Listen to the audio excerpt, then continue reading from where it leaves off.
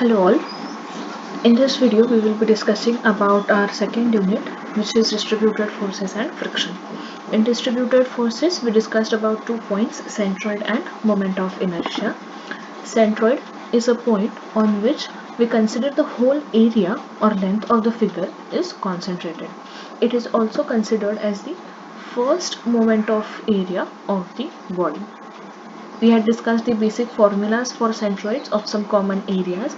For rectangle, it lies at the center, so b by 2 d by 2. For square, it lies at a by 2 a by 2.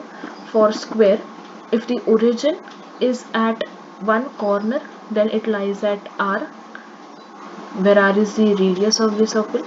For semicircle, if we have considered the origin like this, if this is your x-axis and this is y-axis, then the x coordinate, which is your distance from y, will be 0, and the y coordinate, which is your distance from x, will be 4r by 3 pi. Centroids change when your horizontal and vertical axis change. We discussed about centroids of these plane figures: rectangle, square, triangles, semicircle, circle, quarter-circle, and we discussed centroids of lines and arcs. If there is one straight line given, then its centroid will lie at the center, which is L by 2, L by 2. If that line is inclined, making an angle of theta, its x coordinate, which is distance from y axis, will be given by L by 2 cos of theta, and y coordinate, which is distance from x axis, will be given as L by 2 sin theta.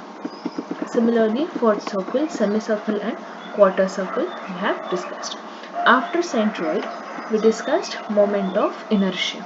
Moment of inertia is the second moment of area, and it is the tendency to resist the rotation of a body.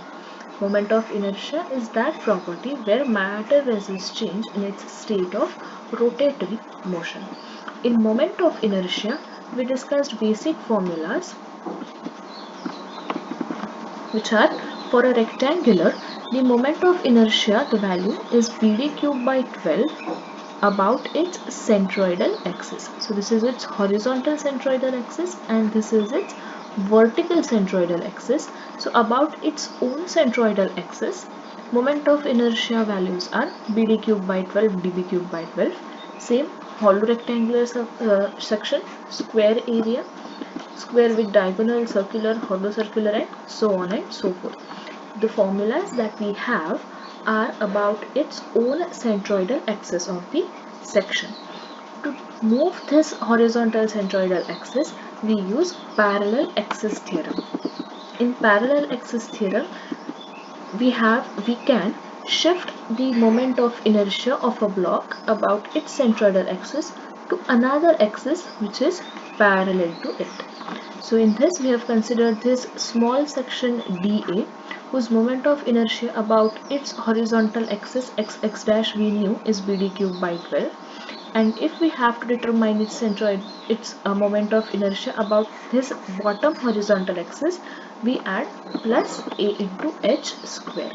So this is your moment of inertia of an axis of an object about an axis parallel to its centroidal axis. The formula: Ix equals to Ixx plus AH square. Ixx plus AH square is used when you have to determine moment of inertia about any axis which is parallel to given centroidal axis. This is why we use parallel axis theorem, where h is the distance between the two centroidal axes. What is h? H is the distance between two centroidal axes. So this is about your first part of unit 2, which is centroids and moment of inertia. Thank you.